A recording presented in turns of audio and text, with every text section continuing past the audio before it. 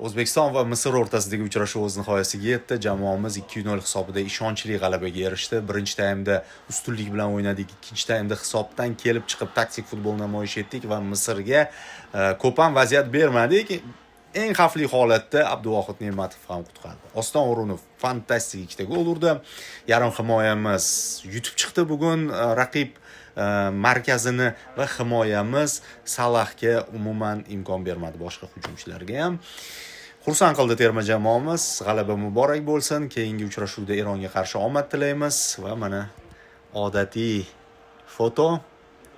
Muxlislarimizga ham minnatdorchilik bildiramiz. Juda faol harakat qilishdi. G'alabalar bardavom bo'lsin. Ostonga esa alohida rahmat, alohida respekt. Zuhriddin bilan birgalikda xuddi biz Misr bilan birinchi o'ynagandek, biz ham birinchi sharhladik rasmiy o'yin. Ha, albatta, hamkorlik Va uchrashuv haqida yana bir nechta fikrlar. Demak, Fabio Cannavaro ham 5 ta nominal himoyachi, albatta 2 ta faol qanot, 2 ta doimiy tayanch yarim himoyachi, bitta playmaker bilan o'ynayapti. Bu degani hali Jamshidda ham imkoniyatlar bo'ladi keyingi uchrashuvda. 3 ta hujumchimiz ba'zida 2 ta bo'layapti. O'ng qanotda deylik Azg'aniyev o'ynagan bo'lsa, u markazda ham yordam berdi. Qiziq sxemalar, o'zgaruvchan sxemalar.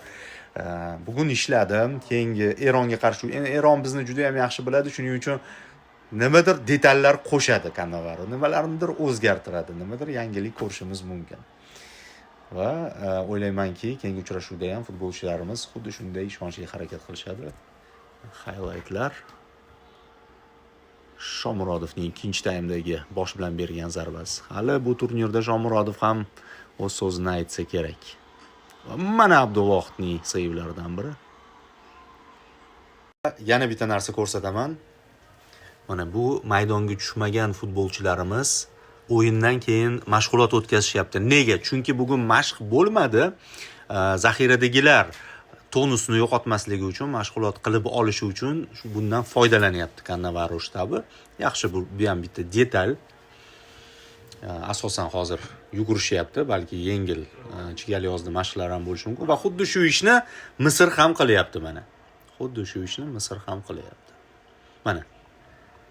Mana bu bizning maydonga tushmagan zaxira futbolchilarimiz. Futbolda detallar muhim.